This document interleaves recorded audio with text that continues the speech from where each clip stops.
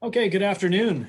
My name is Mike McLeod. I'm the Director of Member and Business Development for the BC Hotel Association. I'd like to welcome everybody to our latest webinar. Today's presenter is Jordan Fisher from FRESCo, and we'll introduce Jordan here in a moment. Please, we just want to make sure everyone's aware that we are recording this session, and we will make sure the recording is made available a little bit later on, either today or tomorrow morning. So have a look in your email for that. And we will have time for Q&A. We will save the questions till the end of the presentation, but please use the chat function at the bottom of the screen to load in any questions that you may have of Jordan as we go along here. One of the areas that we've been working on very closely from an advocacy point of view is trying to find ways for to reduce costs in this very challenging time our industry is in.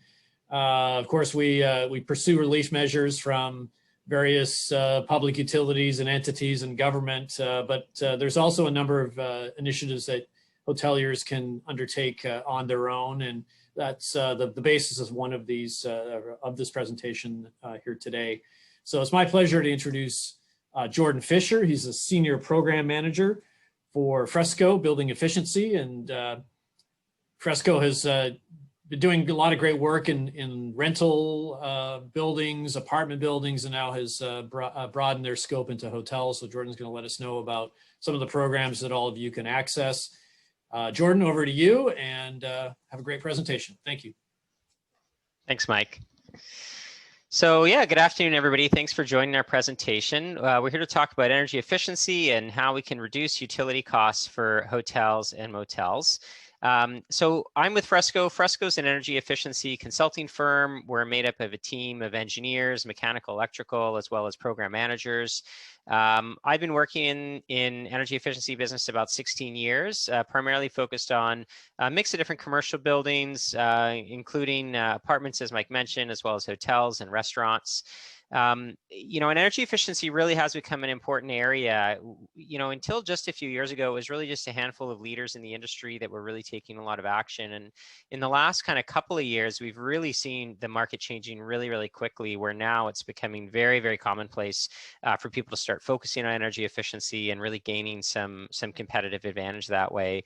And we're also seeing a lot of changes in the way governments and utilities and sort of the broader community is looking at energy and sustainability, and even more interest from consumers. Before I dive into the meat of the presentation, I wanted to introduce someone really important, Dylan Tomlin. Dylan is running the Go Green program, which is a complementary program to some of the programs and opportunities I'll talk a bit about today. So I'll turn it over to Dylan to tell you a little bit about that program. Thanks, Jordan. Some of you may already know a little bit about the Go Green program that we are offering and the energy assessments and analysis that I'll be doing or have been doing for BCHA members. The information that Jordan's going to share today is very much hand in hand with the work that I do. Any assessments that I do or that Jordan does, we share that information back and forth. We have a really good working relationship in that regard, and we're able to give you a seamless single approach to identifying those energy saving opportunities, and then analyzing that energy consumption and data, and providing all that information back to you, the members. So look forward to hearing what Jordan has to say, and working with many more members with Jordan as well throughout the program. Great, thanks very much, Dylan. So I'll dive into it. So what we're going to talk about today, we'll start by talking about sort of challenges and opportunities as they relate to energy efficiency, recognizing there's lots of challenges the industry is facing. And we'll do a bit of a kind of a 101 on building systems and energy efficiency. We'll talk about the business case for energy upgrades, and we'll talk about some of the free programs and different kinds of funding opportunities that are available right now, and then we'll have some time for Q&A. So let's start talking about some of the challenges. So one of the big challenges we're facing is increasing costs, and that can take the form of taxes, utilities, insurance, maintenance costs have all been going up quite significantly. And at the same time as we have all of these increasing costs, there's obviously some real limits to ability to generate revenue. Obviously, COVID-19 has just been an unbelievable challenge for the industry and hotel occupancy. And while on the one hand, we think and hope we can see the light at the end of the tunnel, certainly we see a lot of concerns from the industry that, you know, even once we kind of are all vaccinated and that sort of thing, that it's going to take some time for tourism to really fully recover to pre-COVID levels. And so that's going to mean some challenges on revenue going forward. And at the same time, you know, real estate costs are quite high, cap rates are quite low. So we're certainly seeing a lot of clients, you know, looking at ways we can sort of cut costs and improve profitability of our existing assets, as opposed to just continually going in and buying new assets. Added to that challenge, just a lack of time and resources. Obviously, owners and managers of hotels have a lot on their plates. Most of them are not specialists, particularly in energy efficiency, and probably, quite frankly, have higher priority things on their plate, especially right now. To give you some numbers, so this data actually comes from Landlord BC. So this data actually comes from apartment buildings. I've actually been looking for some similar data for hotels, so that might be something Dylan and I can talk about. But Landlord BC did a study from 2009 to 2018, just looking in general at like building operating costs, much of which would translate between different building types. And what they found was pretty staggering. Over that 9-year period, repairs and maintenance costs were going up at over 15% a year. Water rates at over 9%, insurance rates at about 8.5%, sewer costs at 7% a year, and total operating expenditures were going up at around 7.5% a year. So we've been seeing some pretty significant increases in operating costs for buildings, but at the same time, you know, we don't necessarily have confidence that we're going to be able to have our revenues going up by that same way. So that obviously creates a big challenge. So the good news is that there are some opportunities to help reduce those costs when it comes to utilities. And we do that through improvements to energy and water efficiency. Some of those are sort of no cost or very low cost strategies. And in some cases, more significant investments in asset renewal, basically investing in those assets and protecting those assets and protecting that investment. Those can have really attractive return on investments, as well as some other, you know, non-energy kinds of benefits to improving facilities. So we'll talk a little bit about kind of a 101 on energy efficiency, and we'll start by talking about utility prices. So utility prices are actually fairly difficult to predict, at least over the long term, but we certainly see a general upward trend. And it's not just true of energy, but it's also true of water. And water is actually a very major expenditure that I think often isn't really given a lot of attention.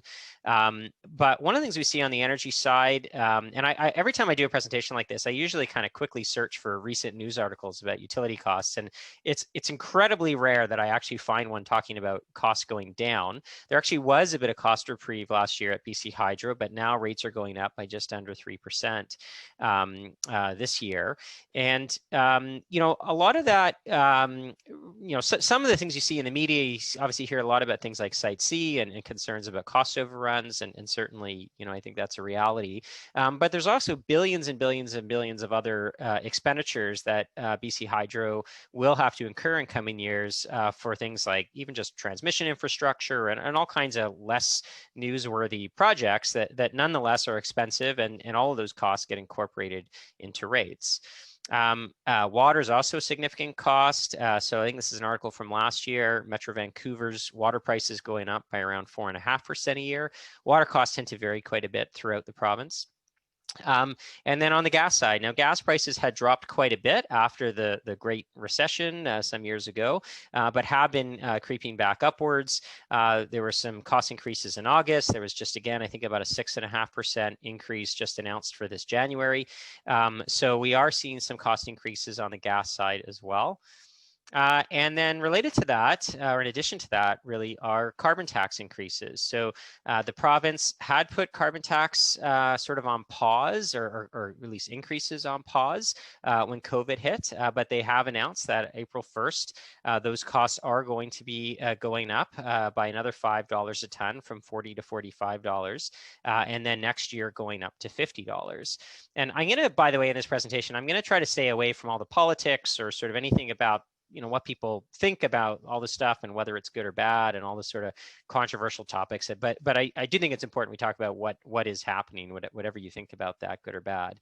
On the federal side, even more significantly, and I've actually been amazed this has actually not gotten as much attention, but the feds have increased to $170 a ton carbon tax by the year 2030. So that's like pretty significant when we think about what kind of impact that is going to have on things like natural gas pricing. So what do we do about all these things? Well, the way that we reduce utility costs and improve our energy efficiency is through what we call ECMs, or energy conservation measures. So they fall into a number of different categories, things like mechanical equipment, controls, water fixtures, lighting, as well as things like building enclosure, or also sometimes called building envelopes. So some of the common kinds of mechanical systems that we see boiler systems for heating, as well as water heating systems, air conditioning, ventilation systems, air handlers, and makeup air units, as well as a variety of types of controls for these systems. So boilers, so typically the older boilers operate at somewhere between 60 and 80% efficiency. And it's not just that they combust gas in an inefficient manner, although certainly that's a big part of it. It's also their lack of modulation and lack of control. And what I mean by that, and to give you an analogy, if you can imagine if you had a car that instead of a gas pedal, it just had a high setting and a low setting. And the way you adjusted your speed was you either just sort of had that car on high or on low, or sort of on or off. And you can imagine trying to drive that way would be kind of jerky and inefficient and not very good for your engine. Well, that's basically how most old mechanical equipment operates. Newer equipment not only combust gas in a more efficient manner, but it also modulates. And what I mean by that is that it basically dials up and dials down the consumption and the system output, basically based on those needs, in the same way you would use a gas pedal. So when you just need a little bit of heat, it'll just put out a little. And when you need a lot, it puts out a lot. And it adjusts that in sort of a smoother way. And that actually is a much more efficient way to operate equipment. And then with that, it incorporates some other controls that basically are really all about, just matching the need of the building with the system output. So the new equipment, in theory, can hit very sort of high 90% efficiency. In reality, they're typically more like in the low 90s, which is nonetheless a very big improvement over the old equipment. Water heaters, a very similar story, a lot in terms of the sort of technical opportunity. One thing I'll just mention about water heaters, you do still see actually some hotels, or at least some motels, that would have water heaters, what we call tank type water heaters, similar to what you might see in a home, although larger. And these are not only really inefficient rather, these systems. They have another challenge, which is that they don't actually last very long, these tank type systems. So they typically last between sort of 3 and maybe 10 years. And so not only are they using a lot of energy, but they also have to be thrown out fairly frequently. It's not only, extra work to do to continually be replacing these, but when you think about sort of the ongoing life cycle cost, if the equipment has a much shorter lifetime, obviously that's going to increase your overall costs in the long term. Pools and hot tubs, again, some similar ideas in terms of the efficiency of the equipment, but certainly pools and hot tubs can be a significant consumer of energy. And then ventilation equipment. And again, same idea on the gas side of equipment that both can modulate and as well as combust gas more efficiently. There's also some now equipment, heat pump equipment, that can operate at extremely high levels of efficiency. We've been involved in some pilot projects recently installing both electric heat pumps, which are what most people think of with heat pumps and are extremely efficient. We've just finished two projects with heat pump ventilation systems. And then also we're involved in a pilot on gas absorption heat pumps. I won't get too into that kind of technology, although I'm happy to chat about it offline if anyone's interested. And then in ventilation, there's sometimes opportunities for heat recovery, and that's basically a way of extracting heat out of the outgoing ventilation air and transferring that heat into the fresh incoming air.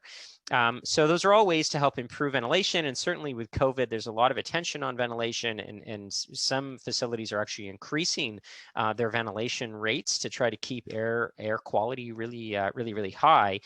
So that creates even more importance for improving the efficiency of your ventilation systems.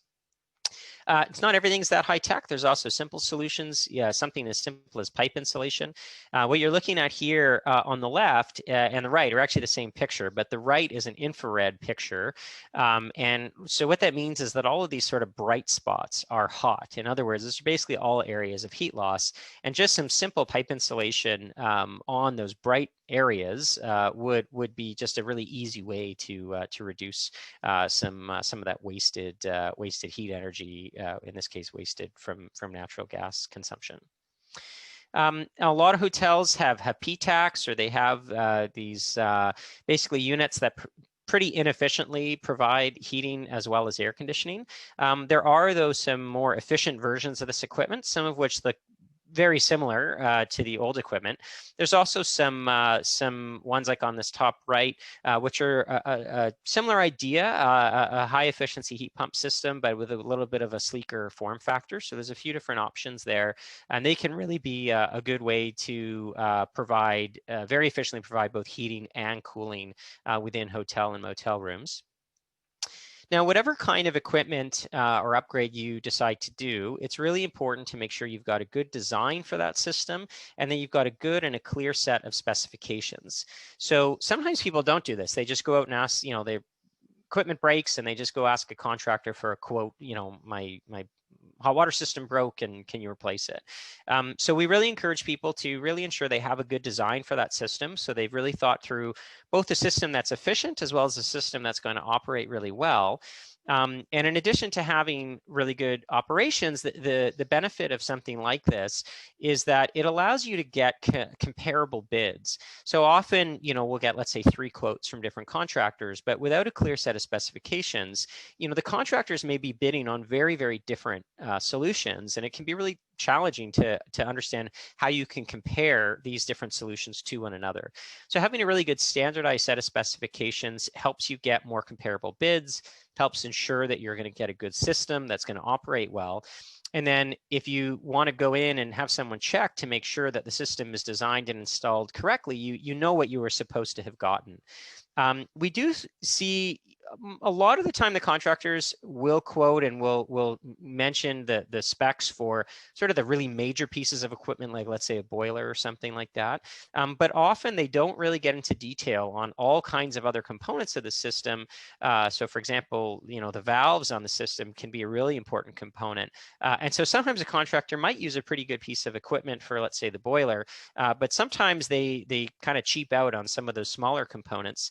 And that's not to say you need to spec every single nut and bolt, but speccing, at least the significant pieces of equipment is not only important for making sure the system will operate efficiently, but sometimes if you cheap out on some of those smaller components like the valves, you may get some premature failures.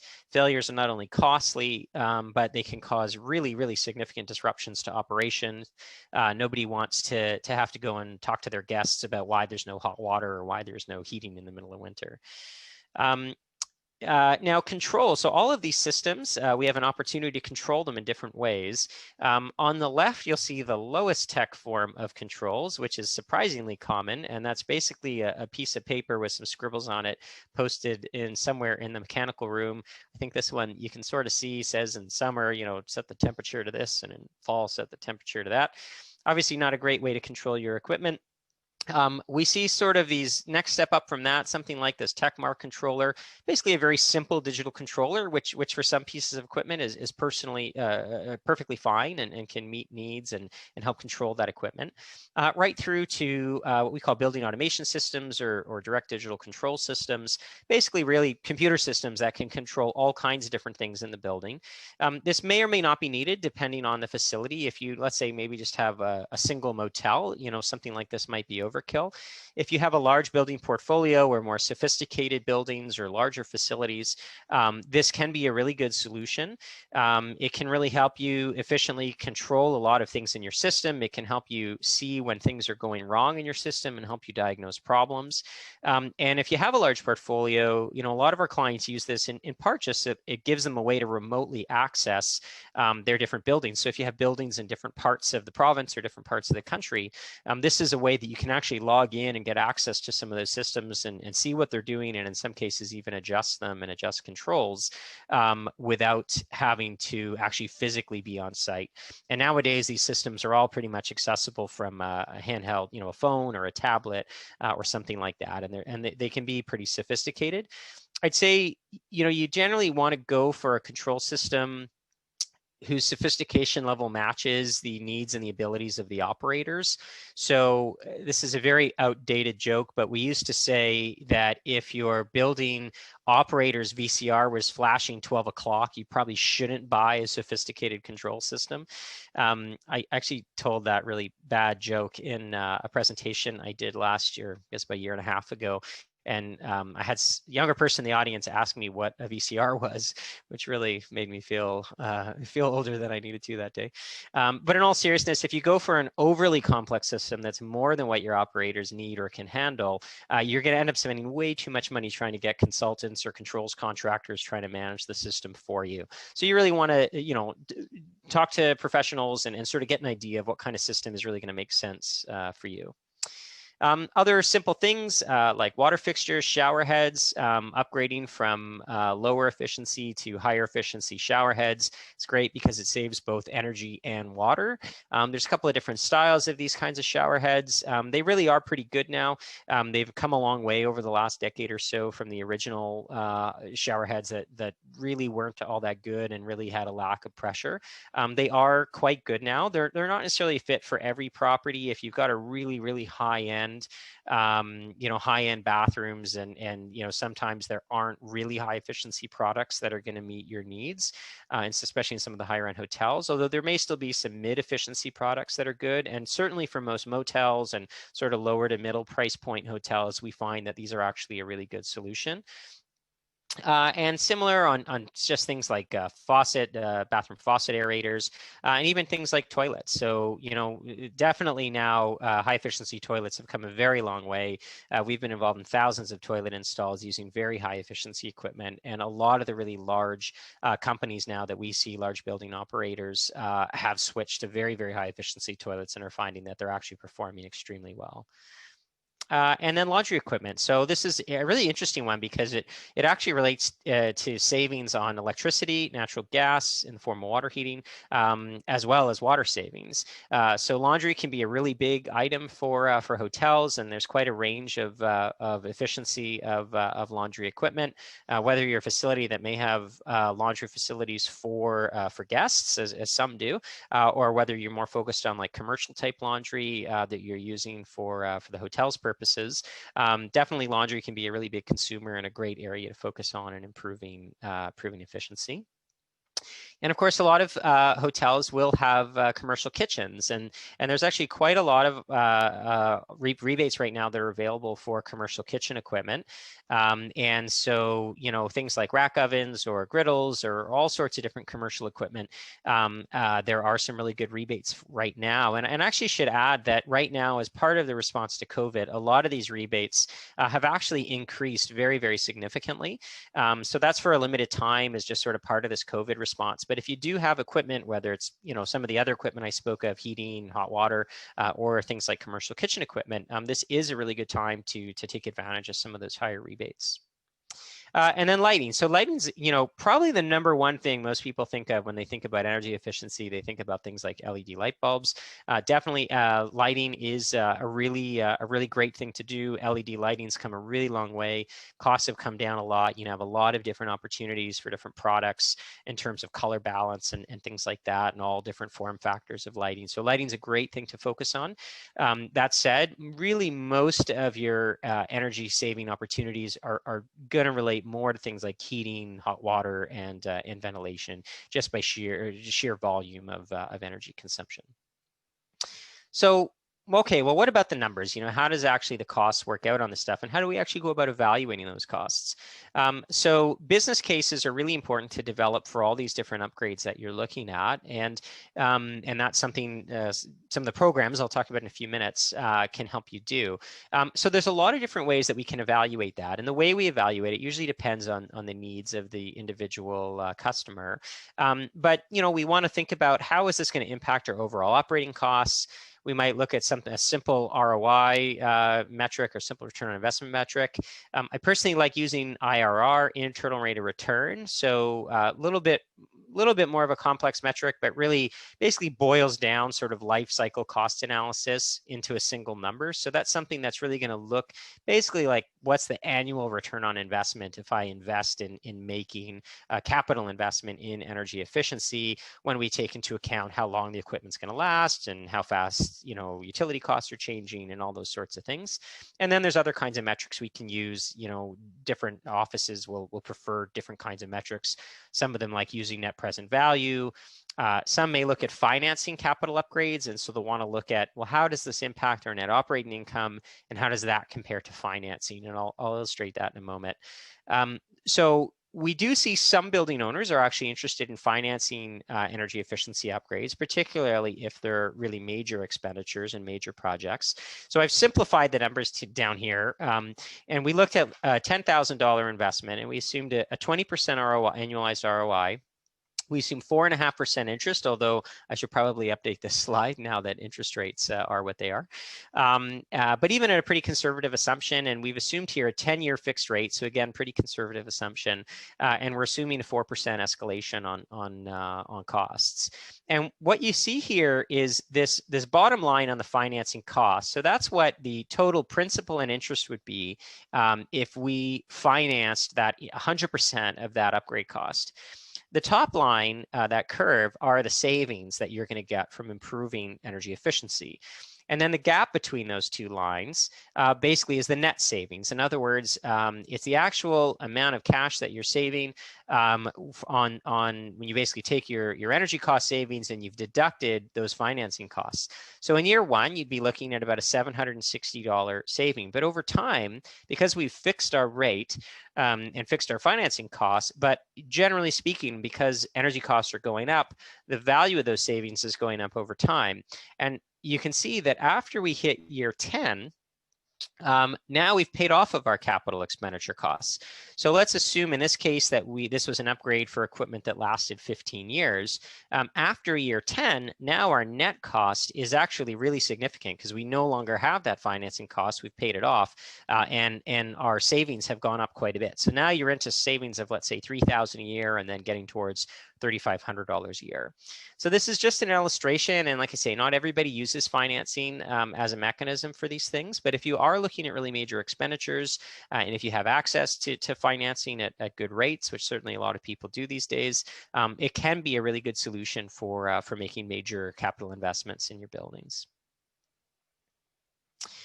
So what about risk? So obviously with any other kind of investment or any other building upgrade, you really want to look at managing your risk. And so how do you do that? So one is just by choosing the right measures. And a lot of that involves avoiding overly complex solutions and sort of really overly complex, unproven technologies, and really try to choose good quality products. Usually you have a range of products available for any potential solution, and usually picking sort of the cheapest product that maybe isn't quite as good a quality, probably in the long run, isn't actually going to save you money. And buying better quality products up front That doesn't mean you need to get the sort of Cadillac product all the time, but really think about what this is really about is long-term savings and long-term sort of improved life cycle cost performance, and that means at the very least getting products that are of a good quality. You also really want to make sure you're choosing the right contractors. The same piece of equipment installed by 2 different contractors can result in drastically different results. And you also want to think about what role is a property manager or facility manager going to play in the project. And so you really want to think about what are their knowledge and their strengths and capabilities, and at what point does it make sense for them to be running things, and at what point does it make sense to have professional support to support the project. And obviously some of that's going to depend on the nature of the upgrade and how complex it is and how big an investment it is. But there is an opportunity really for getting very high return on investments, certainly when we compare them to capitalization rates. And it's also an opportunity to really look at how you can modernize your buildings and improve your assets. Because owners in the sector really are the ones paying for the energy costs, really there is a really opportunity to get big savings overall. So this all sounds great. So what do you actually do about it? So I'm going to now talk about some of the different programs that are available to you. So one is a program that we're actually in the process of looking at changing the name of this program. So it's a Fortis BC program, and it was called the Rental Apartment Efficiency Program. And just recently, hotels and motels have been added to the program eligibility. So they're actually looking at changing the name of the program to something that reflects that. But nonetheless, it is still officially called the Rental Apartment Efficiency Program. And we'll have all these information sent out to you. So don't worry about scribbling down all of the email addresses and website addresses and phone numbers and all that sort of stuff. But we'll get those out to you. But let me tell you a little bit about this program and how it can support hotels. So there's basically, the way the process works is you would apply for the program, and either my team and actually Dylan as well, we're collaborating with on supporting people with the whole process of enrolling into the program. So we can help you with all the kind of paperwork. It's not too complex for getting your buildings enrolled into the program. And I realize some of the language here, because this is a slide for apartments, isn't appropriate for hotels. So I apologize for that. But there's 3 main basically components of the program, which I'll talk about. And one relates to high efficiency fixtures, the other relates to energy audits, and then the other relates to ongoing professional support with upgrades to the buildings.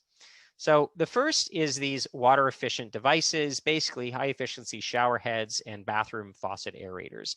So really what this means is that the program will not only supply this equipment, but will actually install the equipment, actually have contractors come in. It's all paid for by Fortis, and they will actually supply and install this equipment, take out the old inefficient equipment, and put in the new high efficiency equipment.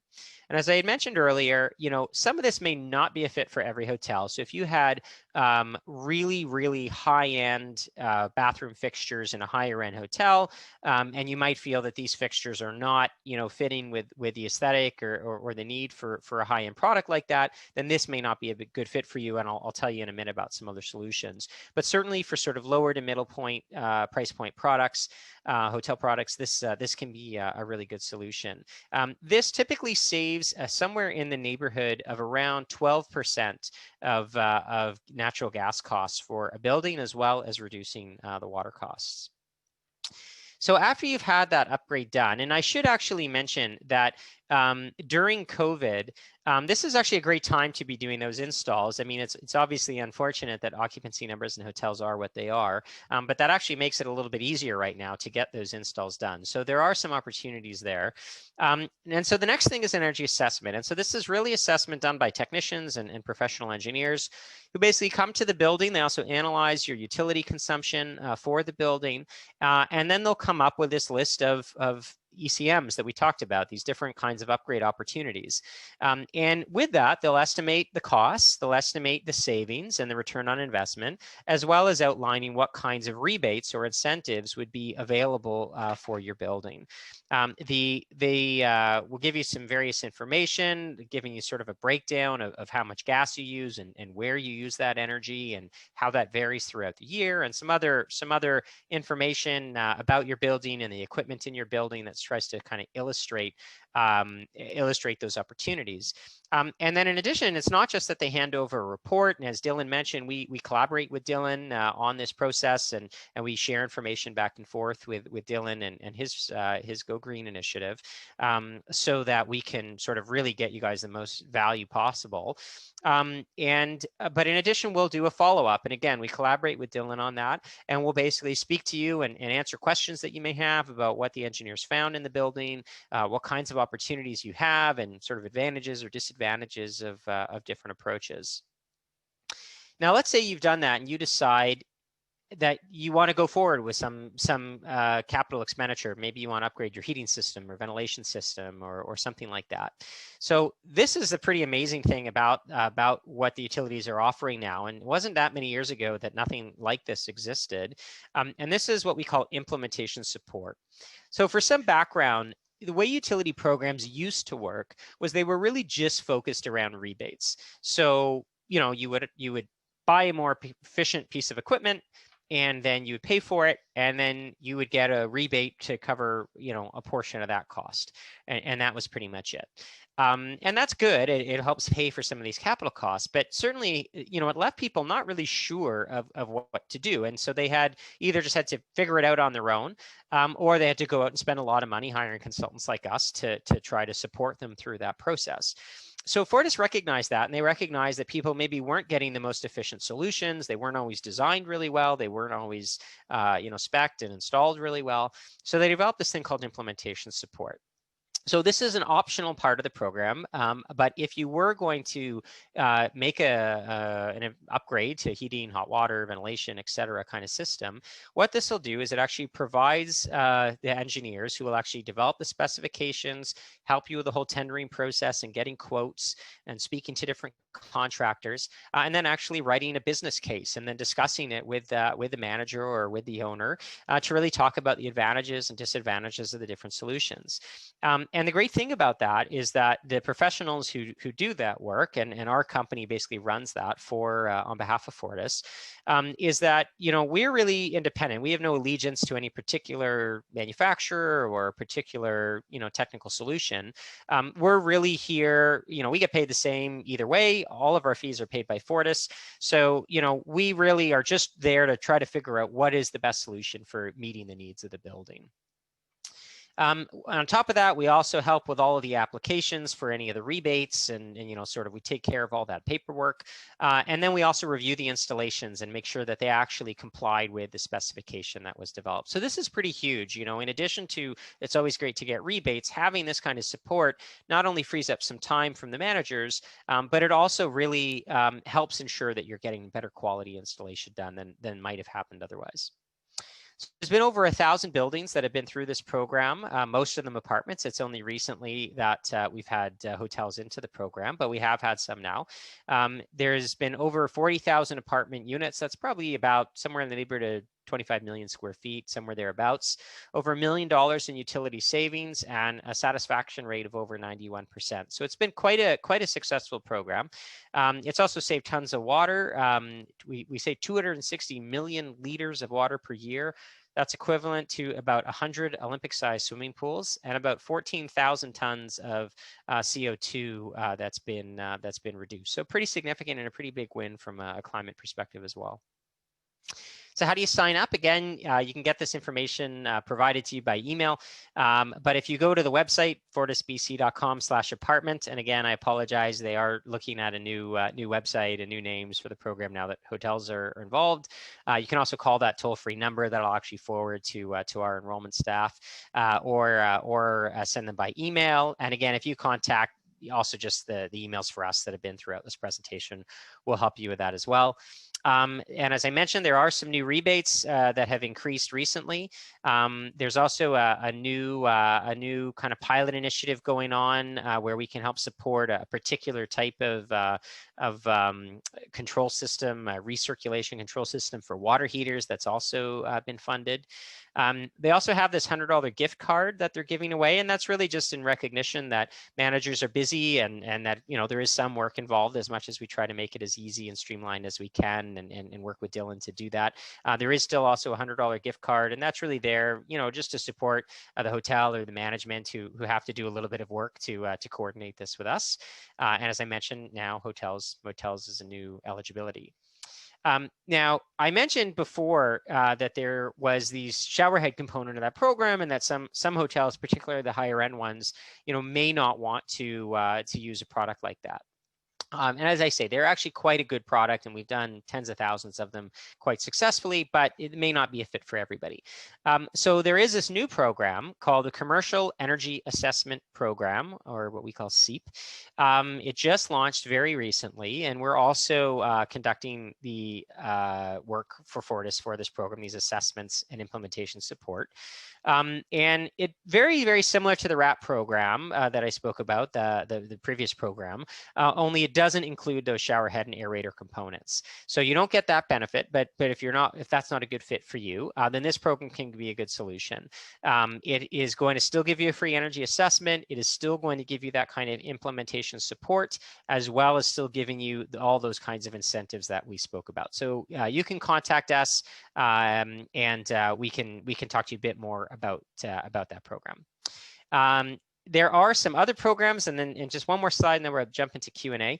But there's also some various programs and rebates. So for example, there's some custom programs that are available, both for gas as well as electricity. And those are basically programs usually reserved for much larger and more complex facilities, a really large hotel facility, maybe something, a conference center or a large resort, basically things that are much larger consumers of energy. And those are programs where basically we do a much more in-depth study. And then rather than using these, what we call prescriptive rebates, so the prescriptive rebate is, you buy this piece of equipment, you get this much money as a rebate. A custom program is where we do a much more in-depth analysis. Those analyses usually are also paid for by the utility. So you'd hire a consultant, a qualified consultant, certainly we're one of them. And then basically the utility will customize a set of rebates for your particular situation. So there's some great opportunities there. And then there's also some pilots. And so we're always running different pilots, testing out new technology. Those are usually really, really heavily funded in recognition that you're testing out something new. And we can help you get access to those programs as they come up. These rebates are changing all the time. And certainly Dylan or I can help you figure out sort of what the programs are and what opportunities are as they change. So thank you very much. I really appreciate everybody's time. And I think I'll turn it over to Mike now, and he can help in sort of facilitating some Q&A. So thanks very much. Perfect. Thanks, Jordan. Appreciate that. And we do have some questions in the chat. So if you would like to get a question in for Jordan and or for Dylan, please use the chat below, and we'll get to as many as we can here.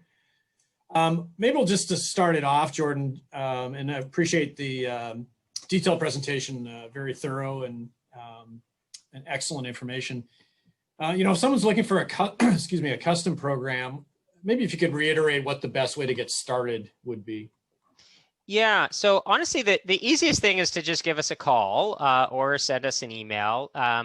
You can use that hotels at FRESCo Ltd at the bottom there, or that toll-free number. And basically give us a call. And the first step will be that we'll ask you some basic questions just to get an idea of what the facility is like. And then we'll determine who's the best person to help you with it. We have different staff who specialize in different kinds of things. And then they'll reach out, probably speak to whoever's the most knowledgeable person in your organization about the facility, get you some detailed questions, and then we'll figure out which program makes sense, and then we'll help you in getting the application started. Terrific, thanks. We'll get to a couple questions here. First one's relatively quick and easy. There was a question about whether this presentation deck will be available, and the recording and the deck will be available on the BCHA website under Education Webinars, likely either late today or tomorrow. So that will be there. This first one comes from Elvira Brunner. Is this only available for customers of Fortis or also for other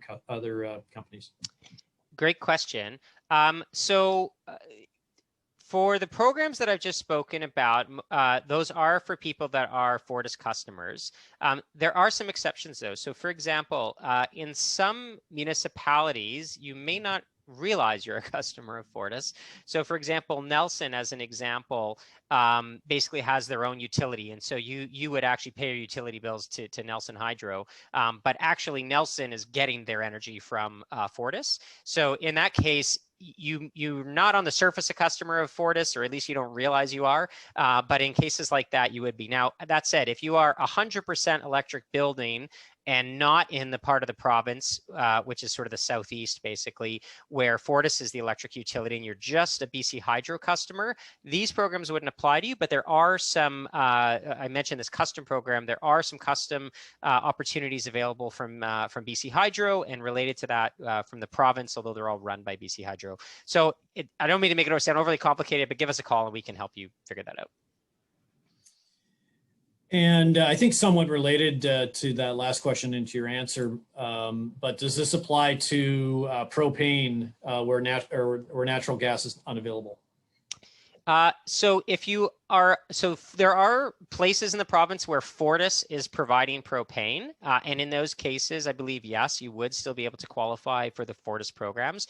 If you are somewhere like an off-grid site and you're just buying propane from a local propane supply company, then unfortunately, no, those programs would not be available, but there would potentially be some programs through some provincial funding that are available. Those programs are very largely focused on fuel switching, so people who maybe want to get off of something like propane and switch to, let's say, high efficiency electricity, there are some actually provincial rebates that are geared towards that. It's a little bit more complex, so I don't want to get into all the details right now. But again, happy to chat further about any specific situations. Great. And Norm has a question. What flow rate are the shower heads? So the shower heads are 1.5 gallons per minute. And for reference, I would say if you just walked into Home Depot and bought one off the shelf, they're probably usually around 2.5 or maybe 2 gallons per minute. There are, by the way, some really, really high efficiency shower heads that are even lower GPM than that. But we haven't really found one yet that we're happy with when we get below 1.5. So far we're sticking with 1.5. Terrific. We'll just give another minute or so here for any further questions. Please use the chat function. Jordan, anything you wanted to go back on that you wanted to revisit and just clarify, or any additional thoughts to add? I don't think so. I know I went over quite a lot of ground. I mean, I guess I would just say, and I hope it didn't come off as being too complex. It is a bit of a complex thing, to be perfectly frank. You know, we've got multiple utilities in the province, as well now as we have some provincial rebates, which are sometimes administered through one utility and sometimes through another. On top of that, there's actually about to be some federal rebates. I didn't even get into that because I didn't want to add more complexity, and the details aren't clear yet. It hasn't been announced formally yet, but it's changing all the time. So, I mean, I think, you know, the message there is, you know, you could drive yourself crazy. I mean, I have staff who do nothing but like stay on top of this stuff all day long. And so I'd say the easiest thing is to just chat with us. We'll ask you a bunch of questions about your facility. And once we learn more about your facility, we'll be able to figure out, you know, which of all these millions of different opportunities are going to be the best fit. Great. I think that's a great way to wrap up, and very well said. So thank you again. It is a very complex issue, and one that, you know, our members should know that we are on top of from an association perspective, and want to deliver programs such as this, such as what Dylan does, to the membership to ensure that we're providing as many tools and resources as we can. So Jordan, appreciate your time today. Great presentation. Dylan, thank you as well. And to everyone who joined us today, thanks very much. As mentioned, the recording of this, as well as the slide deck, will be available likely by tomorrow morning. So thanks very much. Have a great afternoon. Thanks, everyone.